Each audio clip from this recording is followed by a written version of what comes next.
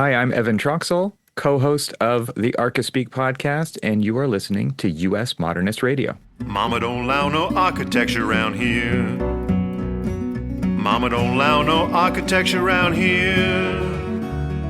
Oh, I don't care what Mama don't allow, gonna draw mine modern anyhow. Mama don't allow no architecture around here. Welcome to U.S. Modernist Radio, where we talk and laugh with people who enjoy, own, create, dream about, preserve, love, and hate modernist architecture, the most exciting and controversial buildings in the world. I'm Tom Guild. Carol and Dan Price stepped in to save architect Victor Lundy's Bellaire, Texas home just weeks before demolition, and today we'll hear their story. Erin DiFazio champions the architectural heritage of Sarasota, Florida. And owner Joel Disend shares his 1959 Edward Durell Stone house in New Canaan, Connecticut. Then, from teen idol to chart topper to pro basketball team owner, our musical guest today is the great Pat Boone, with a career spanning 7 decades. And now your host, with a podcast career spanning 2 decades, Mr. Modernism, George Smart. Thanks, Tom. Can you believe it? This show kicks off the 12th year of U.S. Modernist Radio. We've had over 750 guests spanning the globe and some great shows. The Ferris Bueller House, where we dove into the architecture of the famous glass-walled garage, ending in serenading the homeowner with Dankeschön. In a way, yes. Our recurring Children of Genius series heard from children and grandchildren of icons like Saarinen, Frank Lloyd Wright, Mies, and Neutra, learning what it was like to grow up with a famous creative parent. What was it like to have a genius forget to pick you up from soccer practice? Aww. We found out. We've done countless remotes, poolside, with martinis, from Palm Springs, the epicenter for mid-century modern, plus New York, Phoenix, L.A., London, Sarasota, and New Canaan. We were there at the opening of the TWA Hotel at JFK Airport, a victory lap for modernism. Throughout the 12 years, you can practically hear the excitement in the air and the occasional clinking of glasses, showcasing the podcast's ability to take listeners inside the most exclusive spaces in the country, in this case, without a boarding pass. And in 2026, we've got renewed energy and backing to seek out even more fun guests and musical guests as we come to you every Monday. Stay tuned. U.S. Modernist Radio is underwritten by the Brent R. Harris Charitable Trust, restorer of several modernist houses, including Richard Neutra's Kaufman Desert House in Palm Springs, and by Diane Bald and the Budman family, restoring significant architecture in Palm Springs, Toronto, Los Angeles, and Malibu. Architect Victor Lundy graduated from the Harvard School of Architecture. Go Crimson! In the late 1940s, studying under Walter Gropius.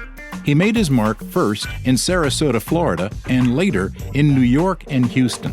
Some of his notable projects include the 1956 Greater Sarasota Chamber of Commerce, the 1957 Sarasota Alta Vista Elementary School, the 1957 Bee Ridge Presbyterian Church, also in Sarasota, Bubble Pavilions for the 1964 New York World Fair, the First Unitarian Church in Westport, Connecticut, and a building the classicists love to hate, the U.S. Tax Court Building in Washington, D.C.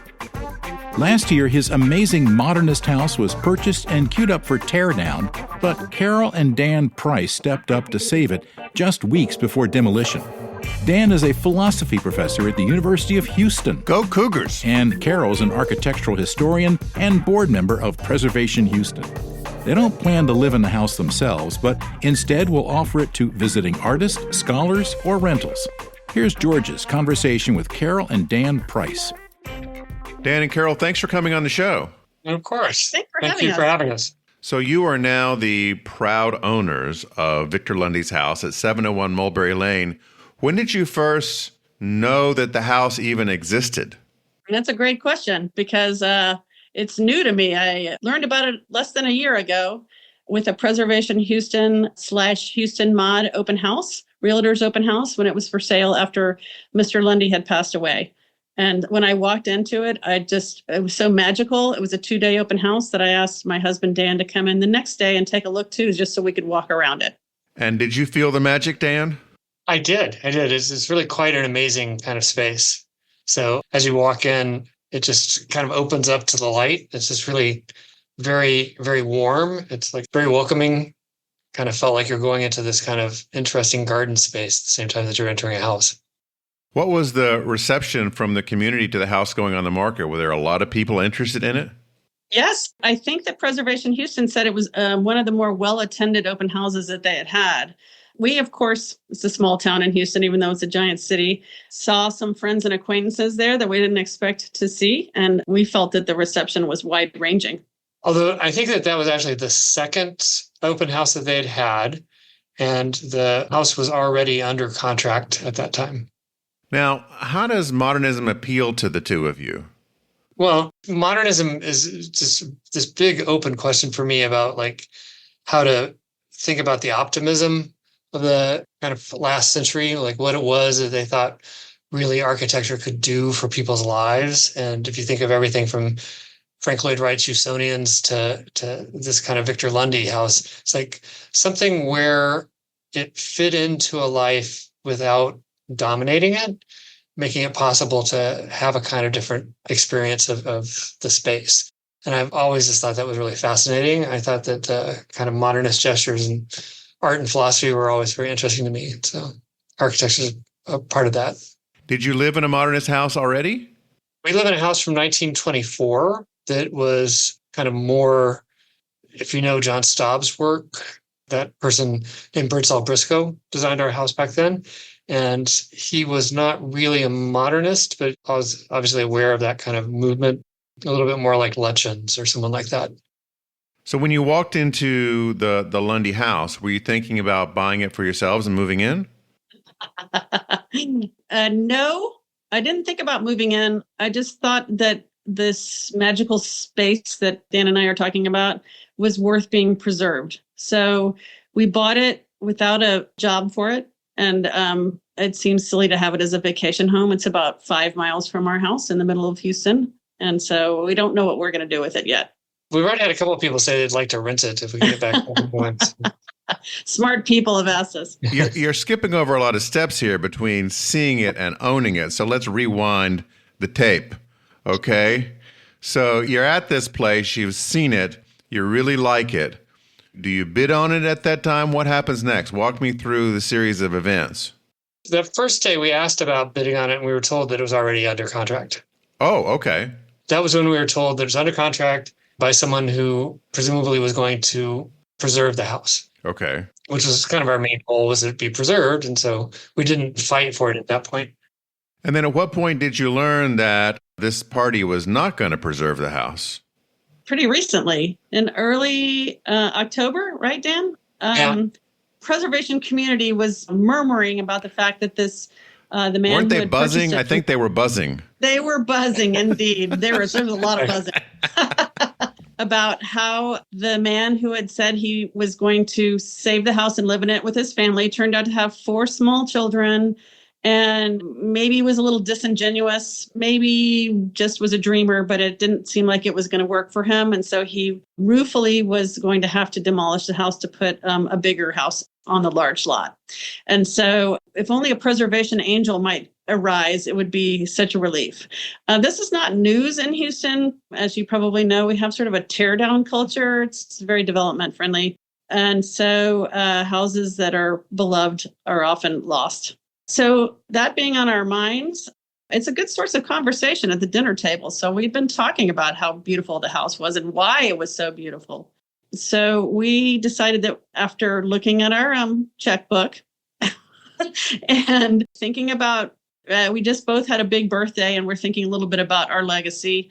We just decided that maybe we would just be that preservation angel and try to do it anonymously. We didn't really want anybody to know that we were buying it. Yeah, good luck with that.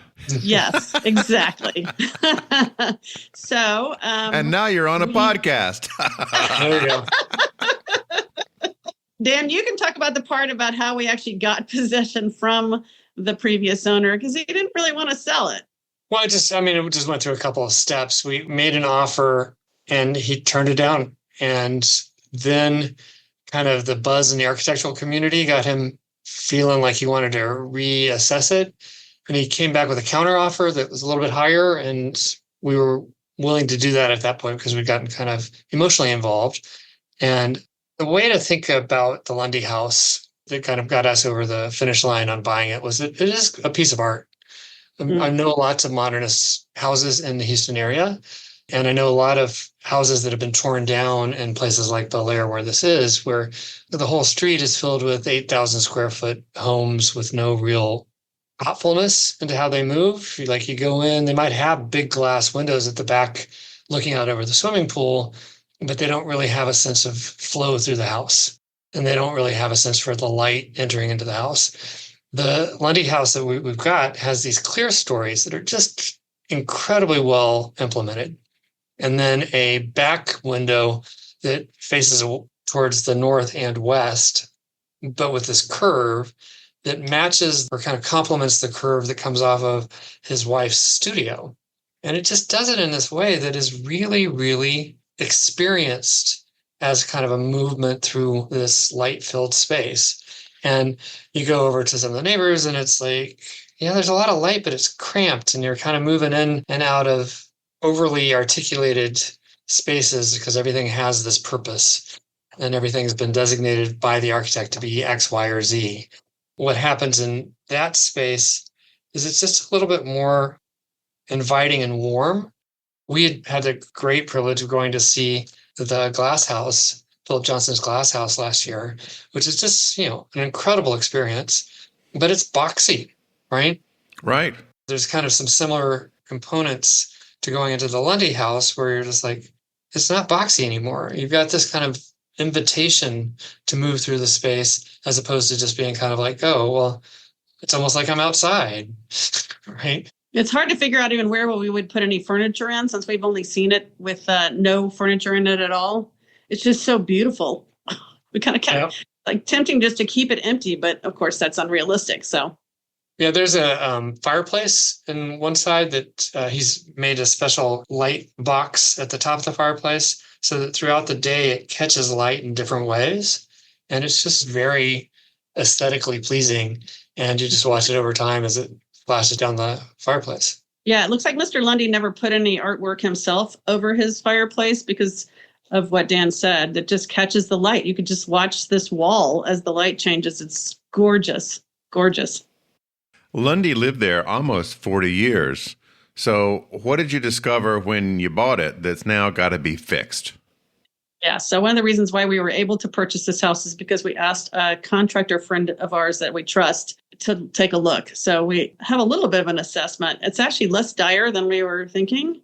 FEMA rules, because it was involved in a small flood back with Harvey, it had 4 or 5 inches of water in the bottom.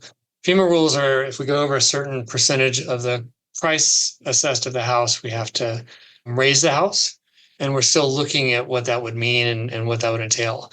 It's on a slab, and we're not even sure the slab might be on piers, but all of his plans are in the Library of Congress, which is closed because of the shutdown. So we haven't been able to get the engineering plans. We're not quite sure how hard it would be to raise it up.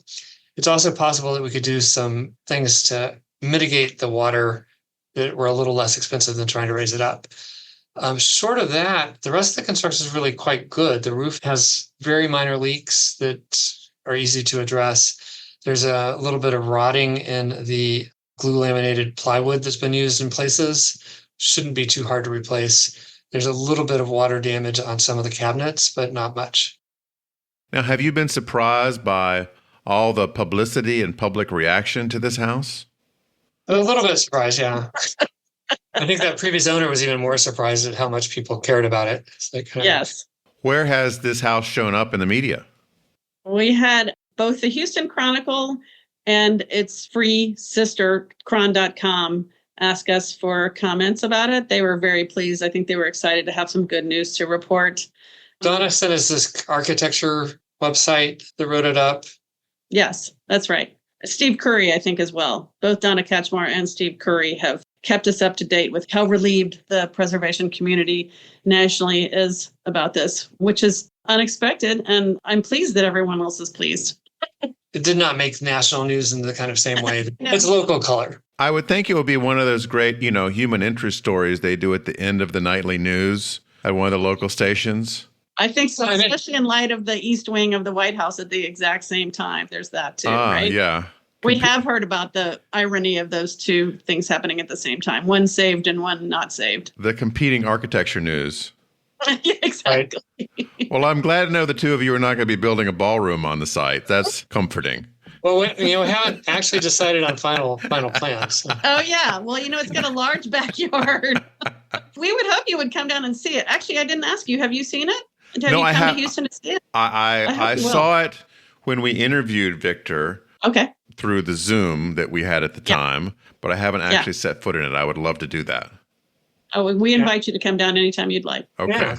Okay. Especially with no furniture in it. I'm telling you, it's like a light box. It's gorgeous. It's zoned residential, so we can't put up a ballroom, but a private ballroom, just not a public one. Right. Privately funded ballroom on Mulberry Lane. Yes. The lots are large and beautiful. The last owner removed all of the landscaping that was there. So really it's easier to see the Lundy house now because it's pretty much just grass with this modernist house rising off of it. Okay. Which is a little jarring. I mean, it's lovely for the house, but there's nothing like a little soft landscaping around things to soften the hard edges. Yeah, Carol's a gardener, so I think we're going to end up with a lot of garden space out there. So. Especially since it's low-lying, we'll be having some swales and some the kind of plants that soak up water. We'll be working in that direction. Well, on behalf of Modernists everywhere, I just have to thank you both for stepping in and saving this house because clearly it was headed for destruction. Yeah. Yes. Even if we might have overpaid a little bit for it, it's worth it because every day I go over there and I take a friend in the daytime because there's no water and no electricity. I fall in love with the house again, and so does whoever I'm standing next to, whether they know anything about architecture or not. It's just this really special house. And I imagine you're going to have a lot of people who are going to want to rent it once you get it fixed up. We might have to have a couple of nice dinners there before we give it to someone else to live in. Yeah. And apparently Victor Lundy was a big thrower of parties. And so. Oh, yes, right. We have some pictures of some lovely parties from Donna and some other folks. It's really fun to see it lived in since we've only seen it empty. Well, I'm sure you'll get some of those photos and put them up on the wall. There can be a little shrine to Victor Lundy. I'm sorry I didn't get a chance to meet him, but I love his book. And it's been fun talking to Donna Kashmar about what he and his wife are like. So we feel like we knew him a little bit. I like the idea of getting pictures of his other work and stuff, too. Yeah. You can hear our interview with Victor Lundy and one with Donna Kashmar in our previous episodes. Carol and Dan, thank you so much for joining me. This has been fun. Thank you. Yeah, come on down. George was talking with Carol and Dan Price. Erin DiFazio is dedicated to preserving the architecture of Sarasota, from old Florida cottages to mid-century modernism.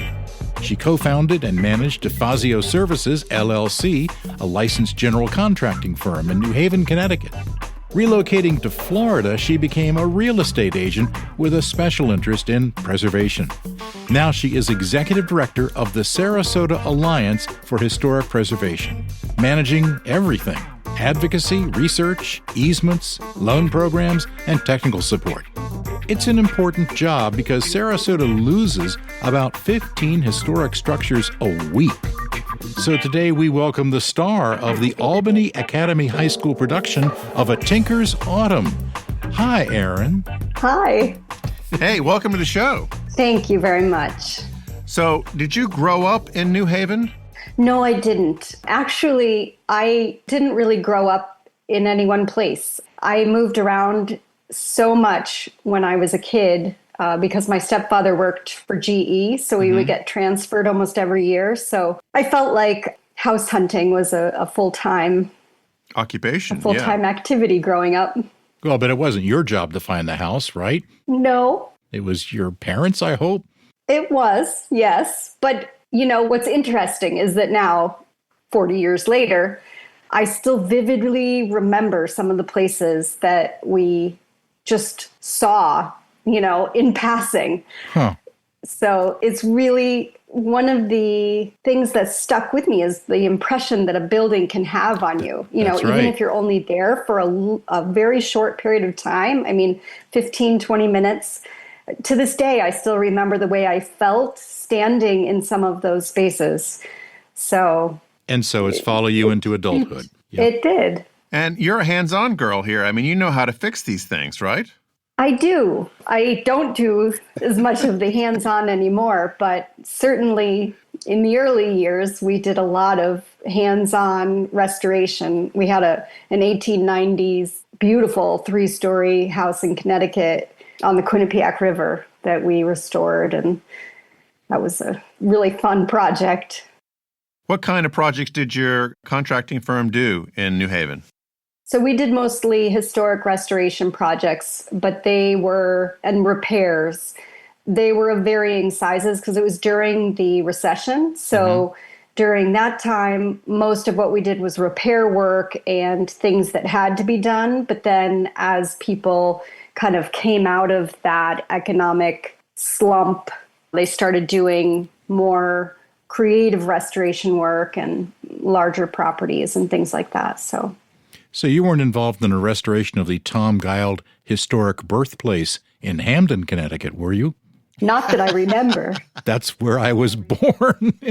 You were born in Hamden. We did do some work in Hamden. Yeah, well, But moved away when I was 6, but... Isn't there a highway marker on the road near that memorial? Yeah, I'll be putting one up soon. Now, Erin, what brought you to Sarasota, Florida? It was a family decision because my ex-husband had arthritis and needed to live in a warm climate. So he said, we're moving to Florida. So I said, okay, but I get to pick where.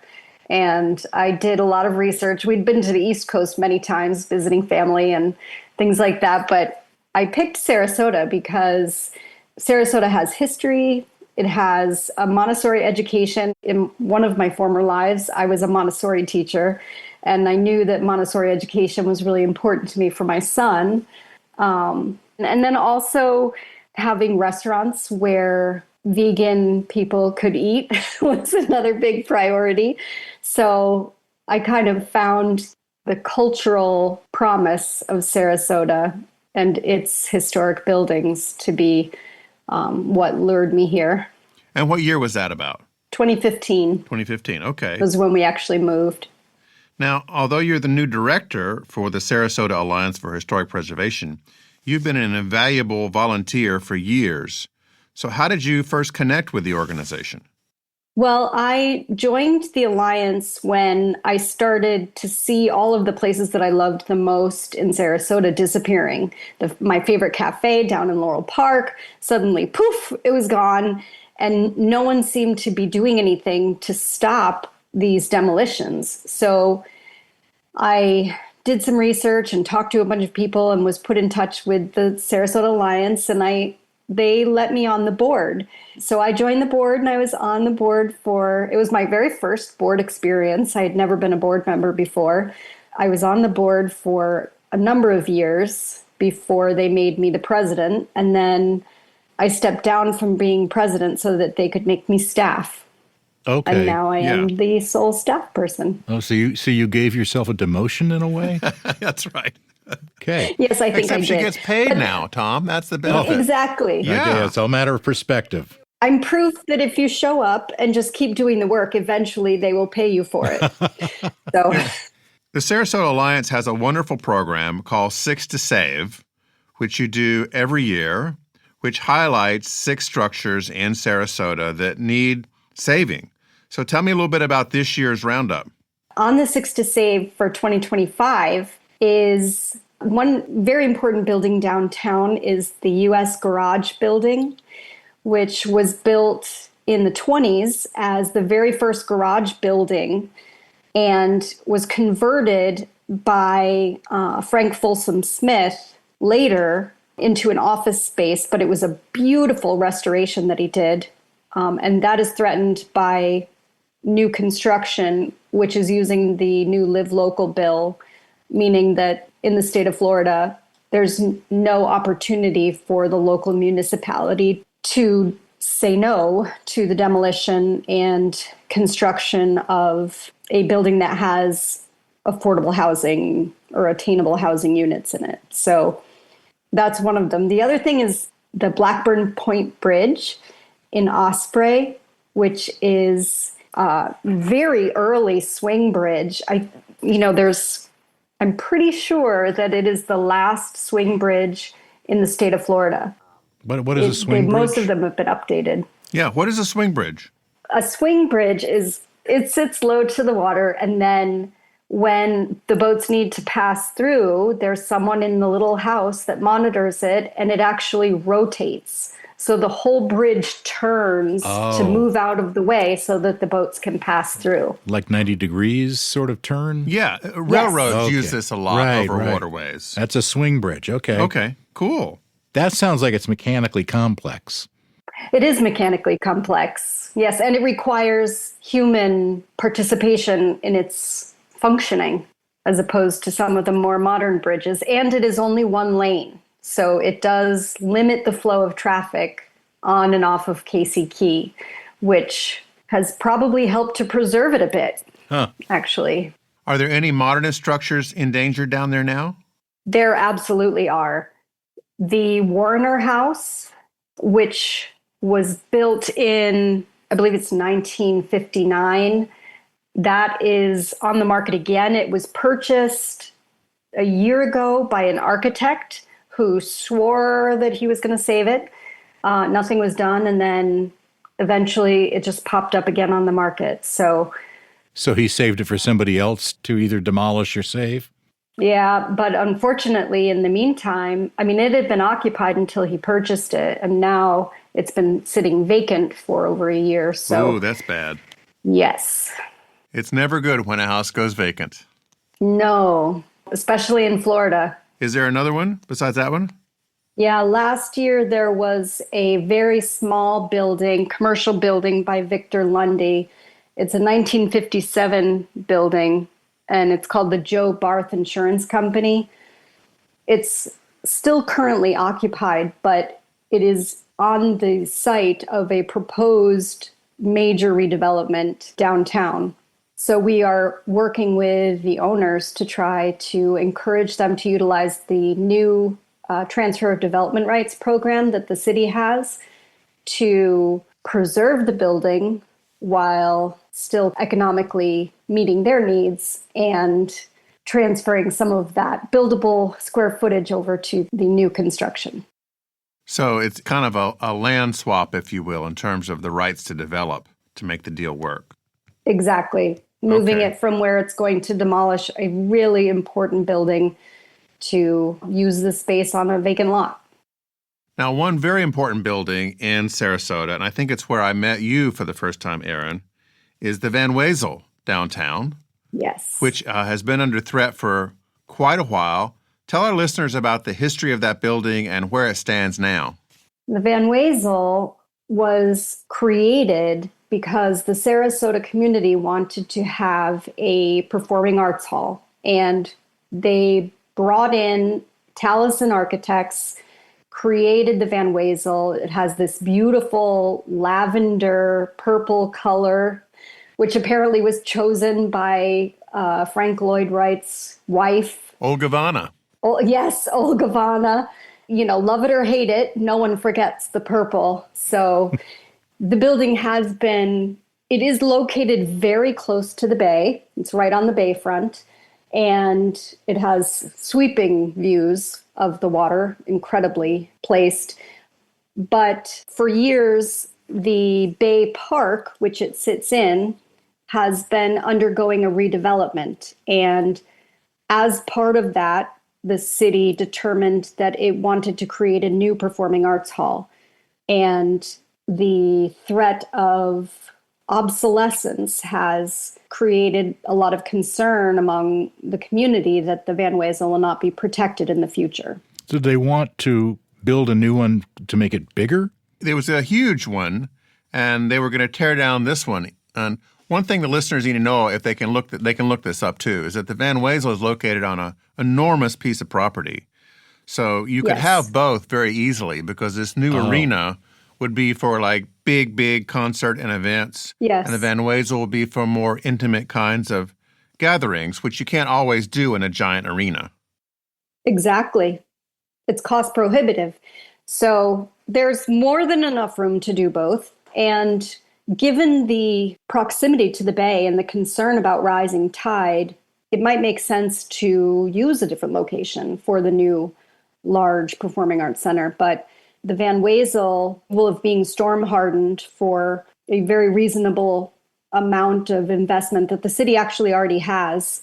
So we're hoping that the city will continue to follow the recommendation of the appointed committee. It was the Purple Ribbon Committee, to proceed with storm hardening of the structure and pursue National Register designation. So the Alliance participated in a collaboration of other organizations around the county and the city to do a National Register nomination. And so is the Van Wezel out of the woods yet as far as being endangered?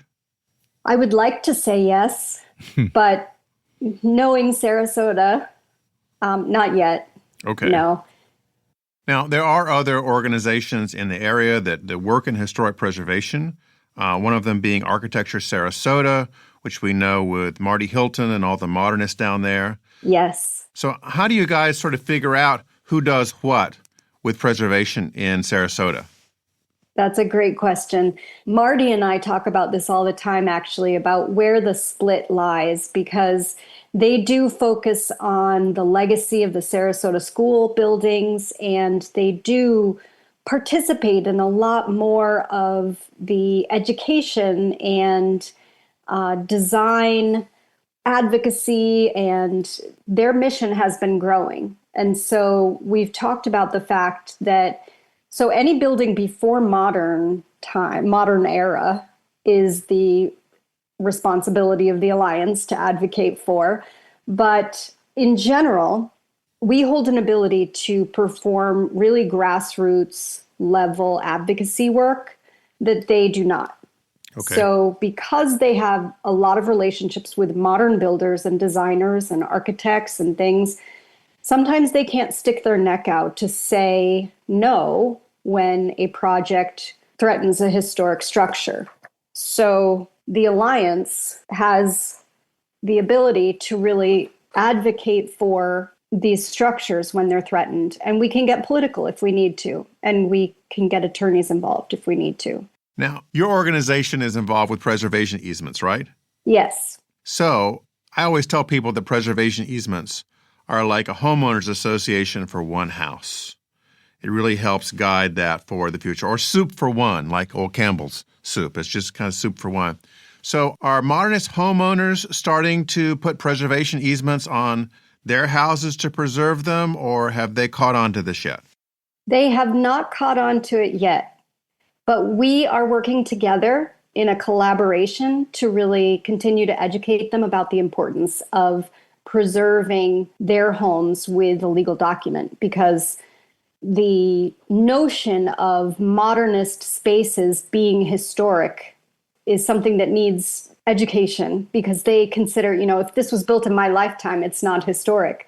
So starting there and letting them know the importance of keeping these buildings present in the future for future generations, and the fact that, as you said, an easement is the only way to do that. We have begun to make some progress, but we have yet to get an easement on a modernist building. Well, anything we can do to help you with that, please let me know, because we're a huge fan of easements. And most people don't understand that the things they think are going to preserve a house have no legal enforcement whatsoever. Like being on the National Register doesn't count. Having a local designation doesn't count. Being designed by a famous architect doesn't count. I mean, none of it really matters. Anybody can buy that house and just wipe it out with a demolition permit. But these easements carry on forever, and you all are kind of the guardians, the holders of the easements for these other structures. So I think it would be amazing if we can kind of get the engine going here to get some modernist homeowners down there to get preservation easements. Absolutely. That would be fantastic. I would think that Architecture Sarasota would be very much behind this too. Yes. And it is something that we've been working on. We collaborated on a presentation event during last season, and we'll be doing some similar events this year. Oh, that's cool. We have a video on our newsletter that comes out every week, which talks about preservation easements in North Carolina that people can watch, kind of to understand the nuance of it. And it's a lot less complicated than it sounds. It's just a document that you file with the local county.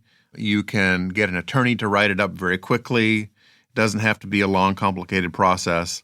And, if it's a house that you really care about, it's something that you want to protect forever, it's a great way to go. So thank you so much for being the guardian down there and managing these easements for all the historic structures. It's really important, and easements are not widely used in the state of Florida. The Florida Trust does hold a couple of easements. There's one in Sarasota, but it's not something that is widely known or accepted. So it's taken a lot to educate the public on what that is and what it means and why it's important. But it is starting to take hold. I was leaving a neighborhood workshop recently, and I had someone pull me aside and say, you know what they need to do? They need to put an easement on that property. Oh, yeah. And I was like, oh, the choir's preaching to me. This is fantastic. Oh, that is really great. Yeah, it was really exciting. Now, something that is kind of coming to Sarasota, although it's been around already, is this idea of air rights to buildings. Yes. And using that as a tool. So explain how that works. So in areas like downtown Sarasota, through our zoning mechanism, so it's a planning mechanism, we have created these zones where the potential building height and density so far exceeds the existing structures that you have basically created an economic incentive for their demolition. Yeah. Our downtown is all zoned for 10 to 18 stories. And most of our downtown was 1, 2, maybe 3-story buildings. So the potential profit that a developer could make off of demolishing a 1-story building and building an 18-story building is too much incentive to combat with do the right thing. We love our historic buildings. So we needed to find a way to create more of an economically incentivized level playing field. Are there any skyscrapers in Sarasota yet, downtown? There are quite a few. And if you drive on our bayfront, you won't recognize it. You can no longer see the water. The bay is totally cut off by private luxury condos. It's also blocking the sun and the breeze, unfortunately. So it's hotter downtown, and there's permanent canyons, where you... Right. It's hotter and darker. You have the height on either side. Well, let's get back to the air rights. So let's say I've got a 1-story building next to a 20-story building. So how do the air rights work in that situation? Essentially, what you would do is just go to the city to get a confirmation letter of what the excess buildable square footage and density is that you have not used. And that is what you could potentially sell. That's registered with the city, and they hopefully will maintain a database of all of those potential sending sites. That property will be protected with a protective covenant, like an easement, in perpetuity. And then the air rights essentially can be purchased and utilized in the construction of another building. But they can only add up to a maximum of 2 additional stories. So there's a height bonus. Okay. But there's a cap on that. And it's a 1-for-1. So they can still destroy the 1-story building, but they can break... No, they can't. No, because that building, the sending site is protected with a covenant. Okay. And in the code, it also states that their new construction, wherever they're doing it, cannot damage a historic building. Okay. So I guess I'm not seeing how this works for the developer. If they can't tear down the building, then what are the air rights that they're buying? They're buying the ability to create something bigger and with more units. Oh, I see. So their existing building gets taller. Yes. Whatever they're planning to build. Got it. And it's not even the square footage or the height. What they really want is the residential dwelling units. Okay. We have a really low density for the downtown area, and that has resulted in these enormous condominiums that are like 5,000 square feet because they can only have, 18 units, so it's one per floor. They really need additional units. Yeah. So that is the biggest selling point for them, is the residential dwelling units. Are the developers liking this idea? Are they working with you? Yes, absolutely. I have had several developers reach out to try to understand the program. We have somebody, a very early adopter, who was starting the process before the city was even ready to, have the paperwork printed. So there's definitely an appetite for it. And the wonderful thing is that some of these builders are from other places, so they really have no qualms about protecting the historic building. In a lot of other places, they assume that it would be protected. Yeah. So that's a great deal. That's a great deal for everybody there, really. It is. It creates a win-win-win, where the community is benefiting from the preservation of these buildings. A lot of the historic buildings are owned by people who are not developers, so it creates market value for them. And then the developers get to utilize the additional square footage and density so that they can create things that actually, hopefully, service the community in a better way. Erin, thank you so much for all your years of dedication, both volunteer and now professional. Thanks for coming on the show. Oh, thank you for having me. We were talking with Erin DiFazio. Joel Disend renovated the 1959 Edward Durell Stone designed Celanese house in New Canaan, Connecticut.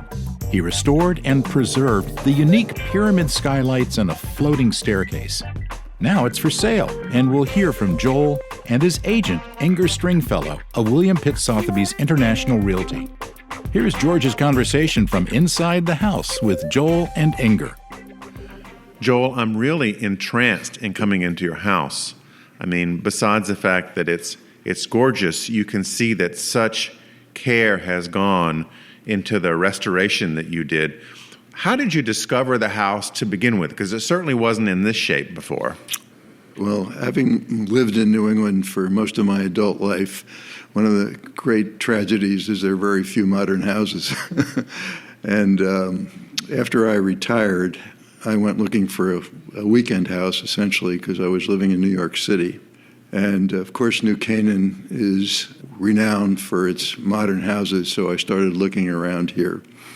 Eventually, after 2 years about thinking of it, I decided to buy this house against my better judgment. So what was bad about the house when you encountered it? I'll describe it as substantially renovated, but not to my taste. Yeah. And it really required a lot of additional work that I really wasn't prepared to get involved with. But once you get started, it's very, very hard to stop. You can't stop. And so I bought the house, and the next problem, well, there's always two problems. One is finding an architect, and the second is finding a good contractor. Easier the first than the second. Who did you find for both? Well, the fellow that had done my loft in New York City agreed to do this house, and right after I signed the papers and bought it, he told me he had to back out of the job. Oh. So there was a 6-month period where I went searching for an architectural firm. I found one in New York City. It became quite clear to me that I was going to be unhappy. And subsequently, I hired a person that was working there to finish the job. Who turned out to be exceptionally competent. His name is Nicholas Karatinos, and he practices in Greenwich, New York City, and Athens, Greece. And who did you get for your contractor? I will not name the contractor. Okay. The contractor proved to be incredibly disappointing. We put out bids for 3 contractors, one of whom was clearly excellent, but his price was over 100% more than the next quote down, so I took the middle person. I thought we had done our due diligence and found out to my dismay that regardless of our diligence, it didn't work out well. So when you started the project, What were the biggest things that had to be done first? Well, the first thing was to take care of the interior of the house. The exterior of the house was in good shape. The interior of the house needed work in terms of satisfying my own living style. It was also clear that the entire landscaping had to be done because there really was no landscaping left on the house. A couple had lived here for 50 years. The estate had sold the house to another person who had started on the house and renovated it and never got around to landscaping the property. Yeah, there was a kind of weird driveway situation. There was a very weird driveway situation. It went on a diagonal from the main road straight to the front door, which was also a problem because the house sits below the street level, and if it rained very hard, you had to worry about runoff.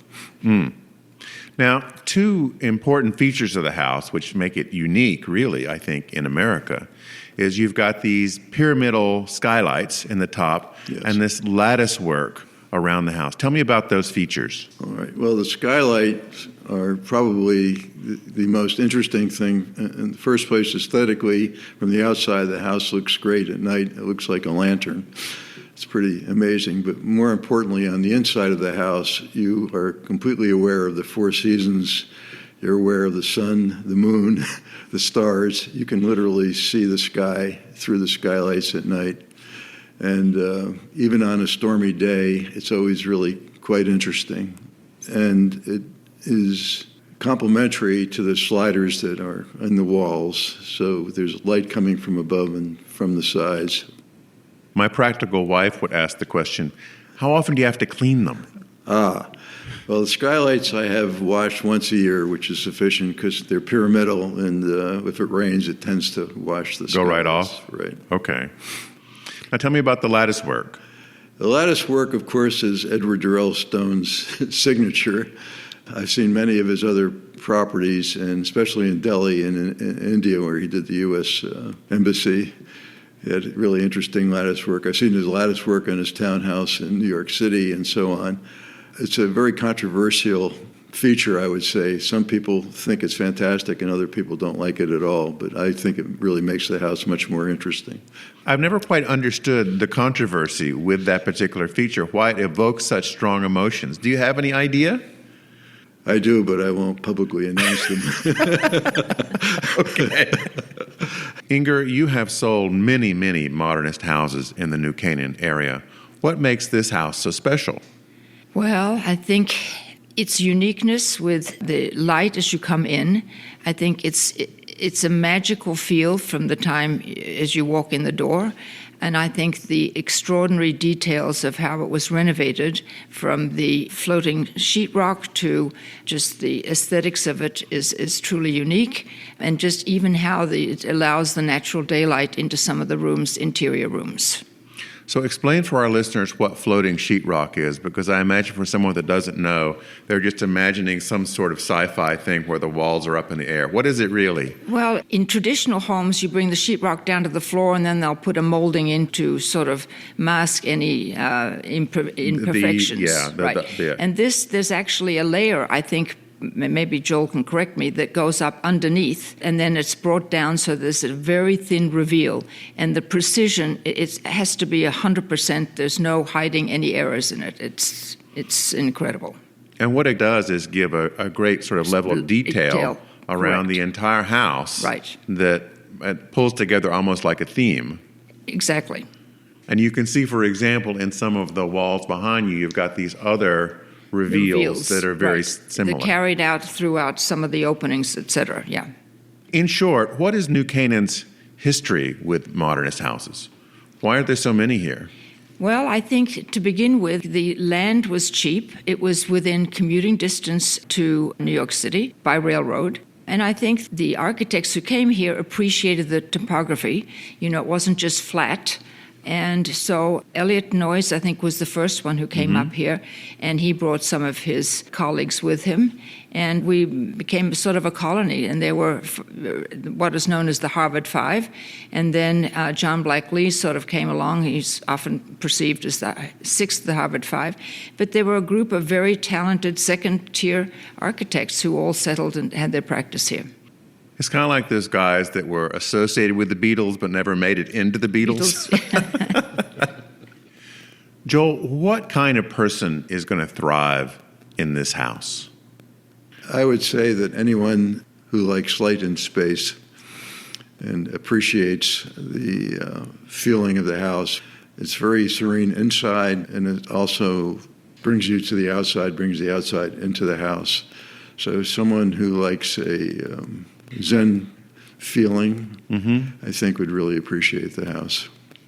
And you originally envisioned this as a weekend house, right? Yes. But you're here full time now? Yes. Well, except for a couple of days a week, yes. Okay. All right. COVID did that. COVID did that. So you did the COVID winter in this house? Oh, yes. Right?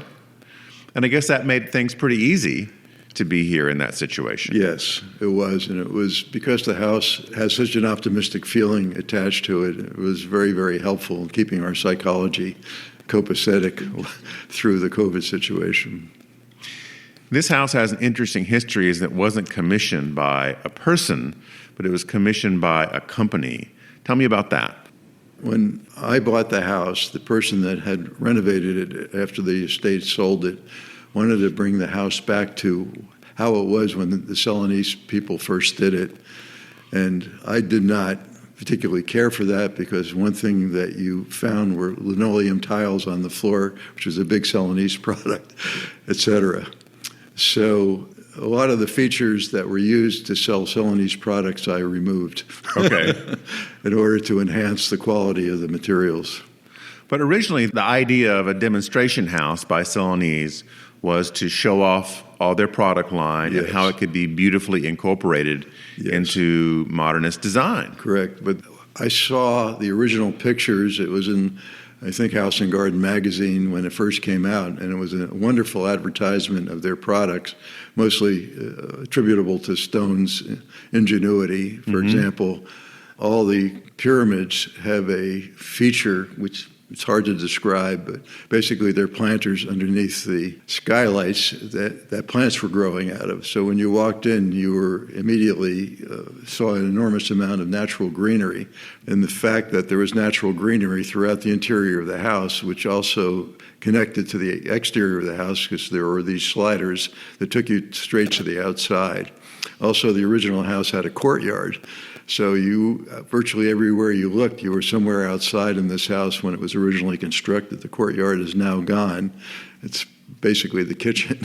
Okay. It was a fascinating advertisement, so to speak, for their product line. The pictures also indicated a lot of furnishings in this house, and the house is not that large, and the furnishings were quite heavy, and I think they represented what the late 50s and early 60s were in so-called modern furniture, which were not to my taste, but was really very, very well done, as you would expect. Now, why did companies build demonstration houses like this? What were they trying to show off besides their product? In the good old days of the 50s, and I'm certainly old enough to remember them, there was a strong period of optimism in America, particularly we were sitting on top of the world after the Second World War. The rest of the world was destroyed, and we here in the United States were living extremely well, relatively speaking. It was a period of great optimism, and I think that the company was attempting to display that spirit. And there's a huge amount of new construction during that period in the country, and people were building lots of houses, lots of housing tracts, and so on. So it was a great way to, I think, show off their product. Did it work? I mean, did like linoleum sell out really well at that point? Based on my childhood, it did. And was that their main product, the Celanese people? No. What else did they make? I think they made insulation, almost all the things that you normally don't see in a house, but you have to have them in order to, waterproof materials and things of that nature. Now, were they into that magic ingredient of the time, asbestos? I could not tell you.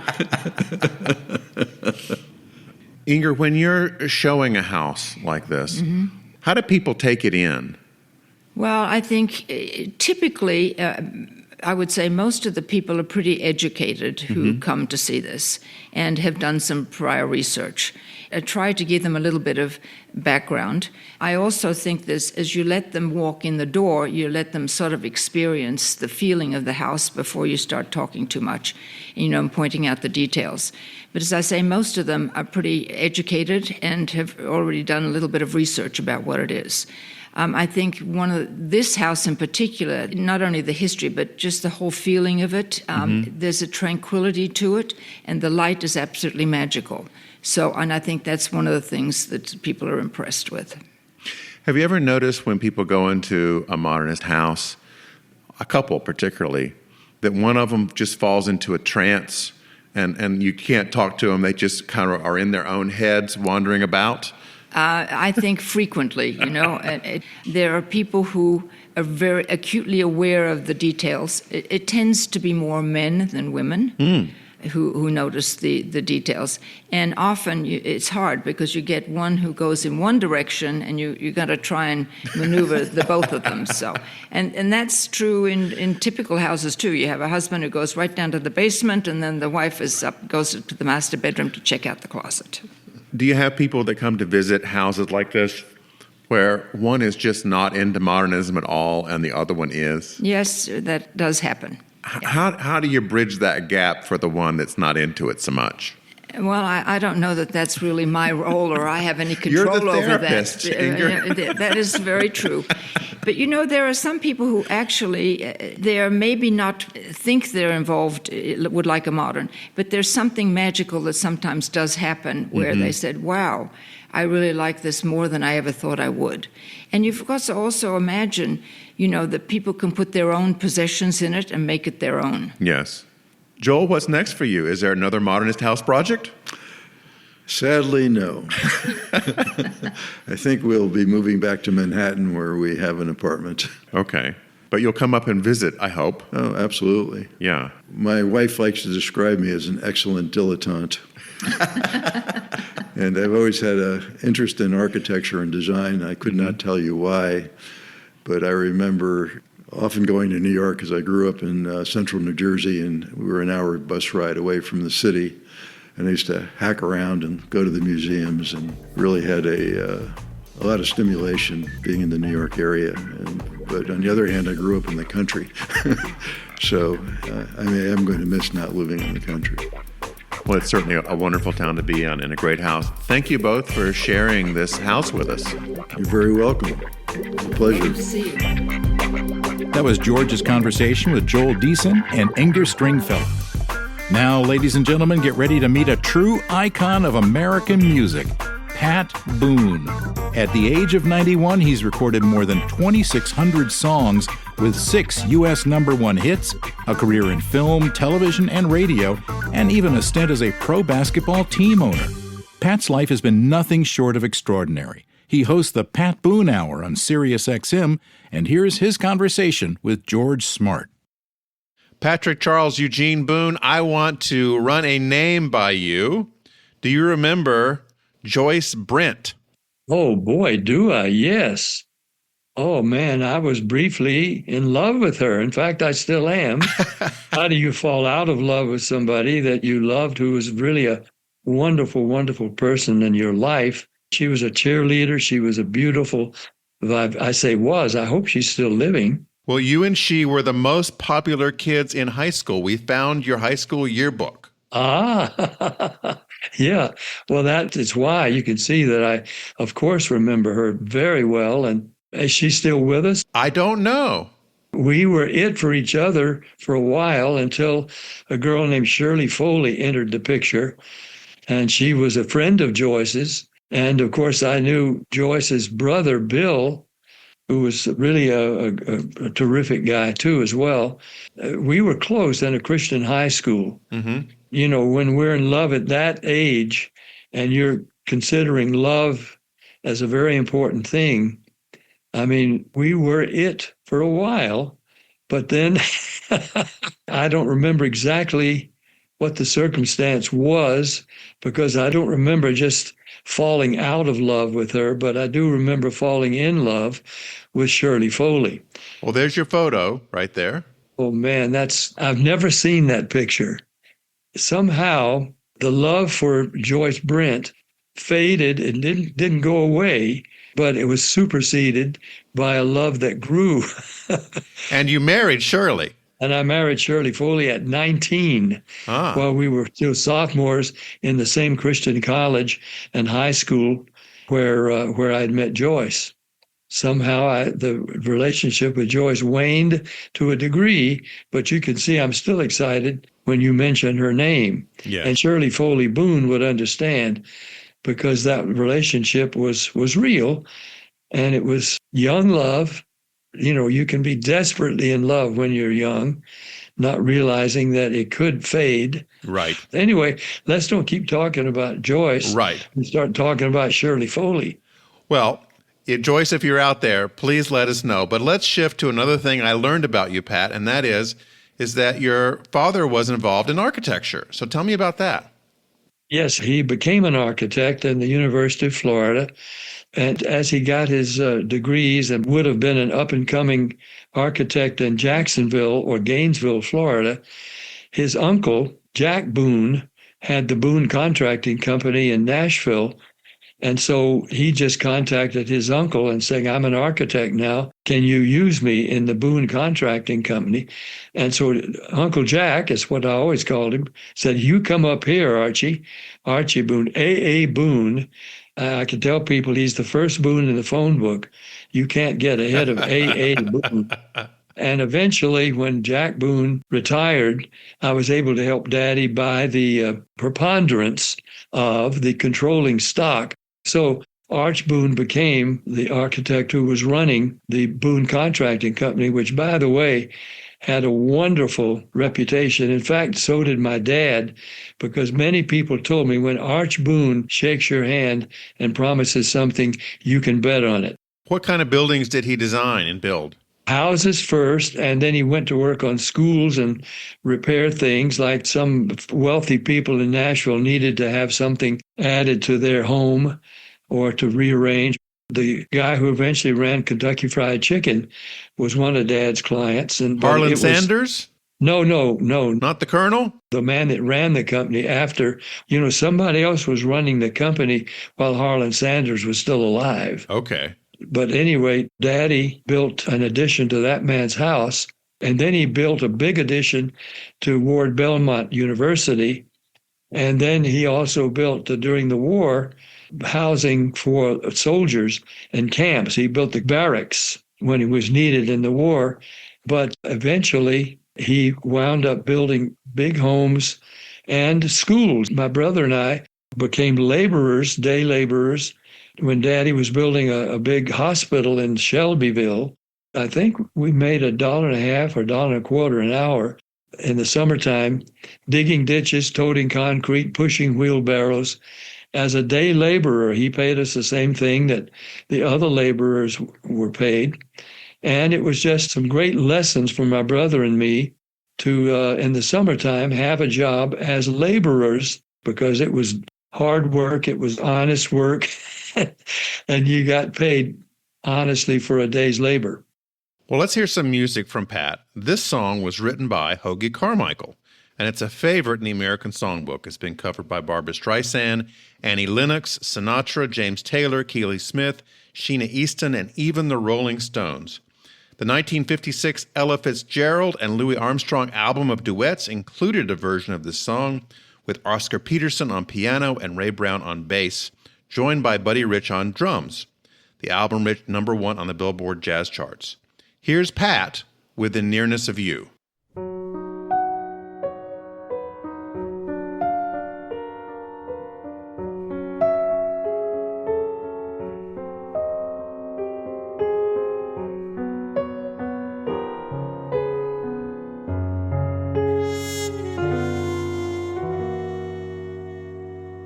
It's not the pale moon that excites me, that thrills and delights me. Oh no, it's just the nearness of you. It isn't your sweet conversation that brings this sensation. Oh no, it's just the nearness of you.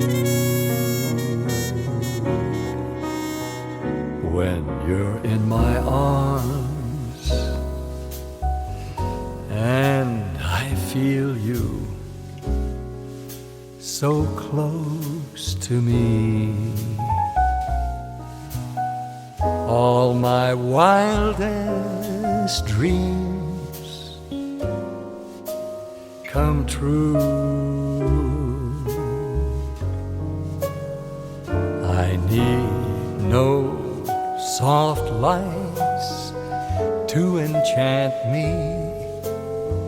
If you'll only grant me the right to hold you ever so tight and to feel in the night the nearness of you.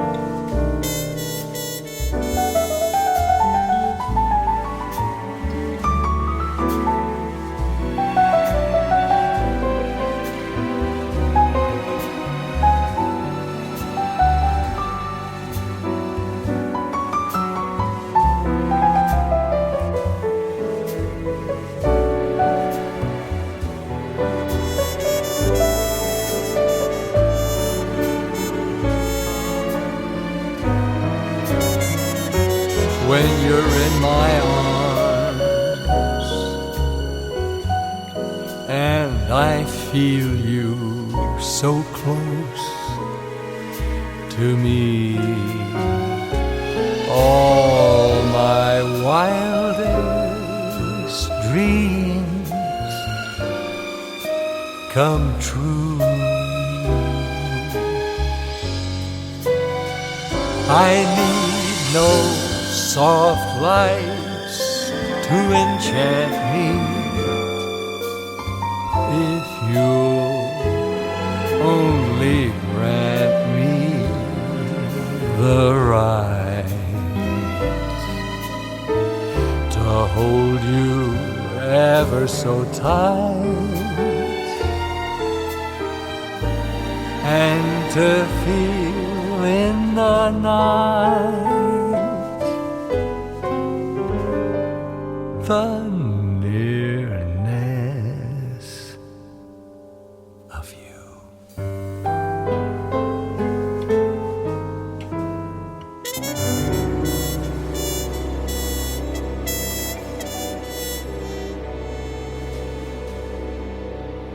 Pat, I really want to be you when I grow up. You've done so many fascinating things. Ozzy Osbourne was a neighbor. You've owned a professional basketball team. You kissed Anne Margaret in State Fair. You've been in a Superman comic book, I believe, May 1959, Superman's girlfriend Lois Lane.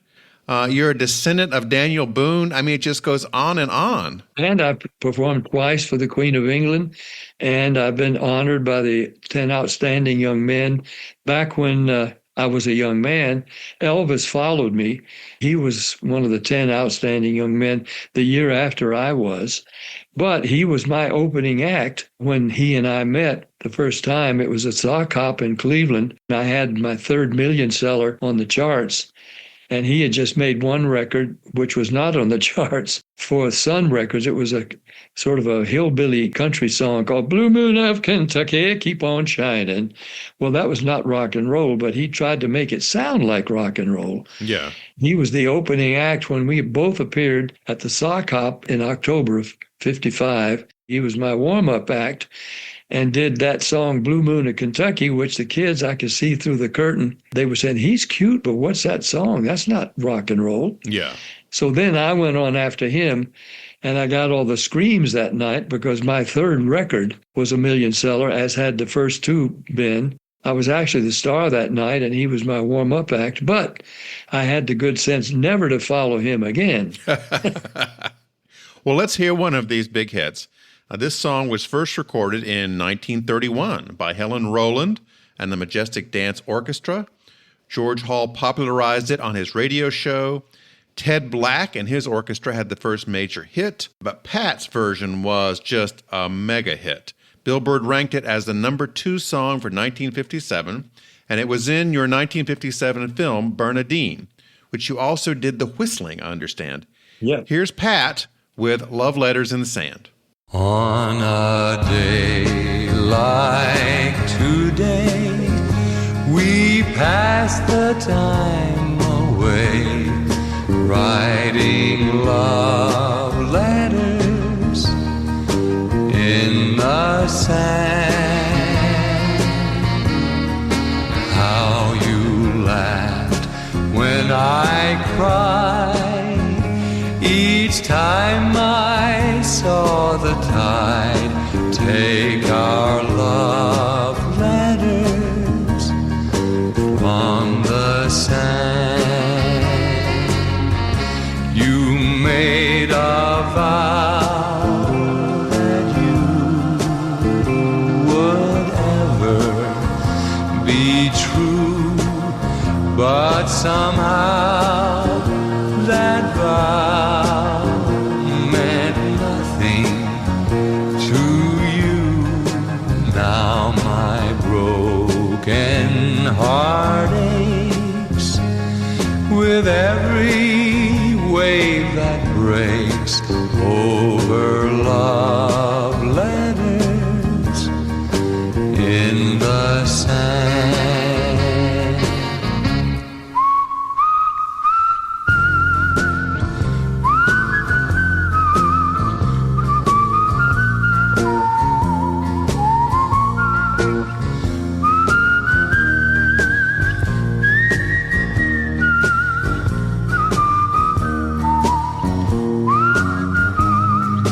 Now my broken heart aches with every wave that breaks over love letters in the sand.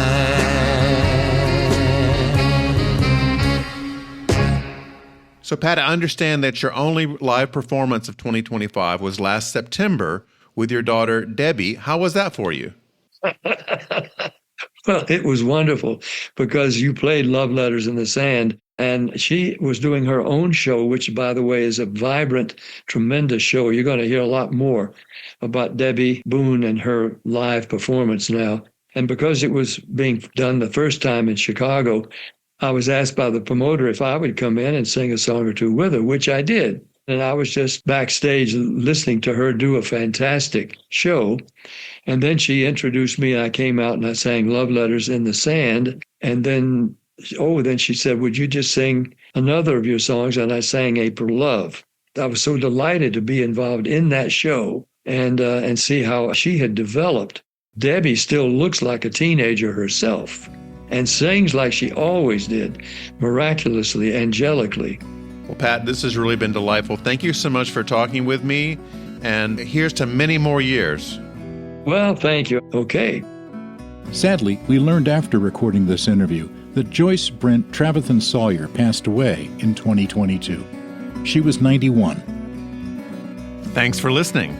U.S. Modernist Radio is underwritten by the Brent R. Harris Charitable Trust, restorer of several modernist houses, including Richard Neutra's Kaufman Desert House in Palm Springs. And by Diane Bald and the Budman family, restoring significant architecture in Palm Springs, Malibu, Los Angeles, and Toronto. Visit usmodernist.org's massive archives to listen to past shows, discover documentation of 25,000 significant modernist houses, and access 5 million pages of classic 20th century architecture magazines. U.S. Modernist Radio is produced by Soundtracks Recording Studios in Raleigh, North Carolina. Our theme song is performed by George Smart and Robinson Earl with guest research by Bobby Morris. Got a guest to suggest for our show? Write her at bobby@usmodernist.org.